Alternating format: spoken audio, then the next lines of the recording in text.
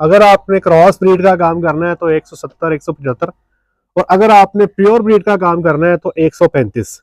अगर ये आपको रेट नहीं मिल रहा तो आप डेयरी फार्मिंग का दूर दूर तक मत सोचिएगा। अस्सलामुअलैकुम जी दोस्तों, डॉक्टर मुजम्मल ਸਾਹਿਬ ਦੀ ਤੁਸੀਂ ਗੱਲ ਸੁਣ ਲਈ ਹੈ। ਦੋਸਤੋ, ਡਾਕਟਰ ਮੁਜ਼ੰਮਲ ਸਾਹਿਬ ਦਾ ਇਹ ਕਹਿਣਾ ਬਣਦਾ ਵਾ, ਉਹਨਾਂ ਦਾ ਹੱਕ ਬਣਦਾ,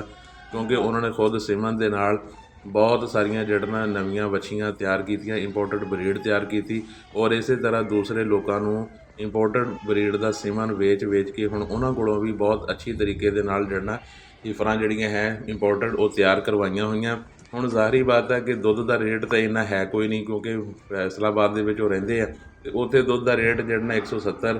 ਤਾਂ ਹੋਏਗਾ, ਲੇਕਿਨ ਛੋਟੇ ਇਲਾਕਿਆਂ ਦੇ ਵਿੱਚ ਨਹੀਂ ਹੈ। ਅਤੇ ਦੂਸਰੇ ਨੰਬਰ 'ਤੇ ਇਹ ਹੈ ਕਿ ਉਹਨਾਂ ਦਾ ਹੁਣ ਬਿਜ਼ਨਸ ਤਾਂ ਚੱਲਣਾ ਨਾ ਕਿ ਅਗਰ ਉਹ ਜਿਹੜੀਆਂ ਤਿਆਰ ਕੀਤੀਆਂ ਵੱਛੀਆਂ ਉਹ ਅੱਗੇ ਹੁਣ ਸੇਲ ਵੀ ਹੋ ਜਾਣ, ਅਤੇ ਜ਼ਾਹਰੀ ਬਾਤ ਹੈ ਹੁਣ ਉਹਨਾਂ ਨੂੰ ਵੇਚਣ ਵਾਸਤੇ, ਉਹਨਾਂ ਨੂੰ ਸੇਲ ਕਰਨ ਵਾਸਤੇ ਆਪਣੇ ਫਾਰਮ ਤੋਂ, ਔਰ ਜਿਨ੍ਹਾਂ ਨੂੰ ਉਹਨਾਂ ਨੇ ਸਿਮਨ ਵੇਚੇ ਆ ਉਹਨਾਂ ਦੇ ਫਾਰਮਾਂ ਤੋਂ ਉਹ ਵੱਛੀਆਂ ਵਿਕਾਉਣ ਵਾਸਤੇ। ਅਤੇ ਉਹਨਾਂ ਨੇ ਡਾਕਟਰ ਸਾਹਿਬ ਨੇ ਸੋਸ਼ਲ ਮੀਡੀਆ 'ਤੇ ਇੱਕ ਨਵੀਂ ਬਹਿਸ ਛੇੜ ਦਿੱਤੀ ਕਿ ਜਿਨ੍ਹਾਂ ਇਲਾਕਿਆਂ ਦੇ ਵਿੱਚ 170 ਰੁਪਏ ਰੇਟ ਹੋਵੇ ਉਹ ਕ੍ਰਾਸ ਬਰੀਡ ਰੱਖ ਲੈਣ, ਫਿਰ ਫਾਰਮ ਚੱਲ ਜਾਏਗਾ, ਅਦਰਵਾਈਜ਼ ਫਾਰਮ ਨਹੀਂ ਚੱਲੇਗਾ। 135 ਰੁਪਏ ਰੇਟ ਹੋਵੇ ਅਤੇ ਫਿਰ ਤੁਸੀਂ ਇੰਪੋਰਟਡ ਬਰੀਡ ਰੱਖੋ, ਫਿਰ ਤੁਹਾਡਾ ਫਾਰਮ ਚੱਲਣਾ। ਮਤਲਬ ਇਹ ਹੈ ਕਿ ਛੋਟੇ ਇਲਾਕੇ ਜਿੰਨੇ ਵੀ ਹੈ, ਟੀਚਾ ਬਤਨੀ, ਬੂਰੇਵਾਲਾ, ਵਿਹਾੜੀ, ਮੀਆਂ ਚੰਨੂ,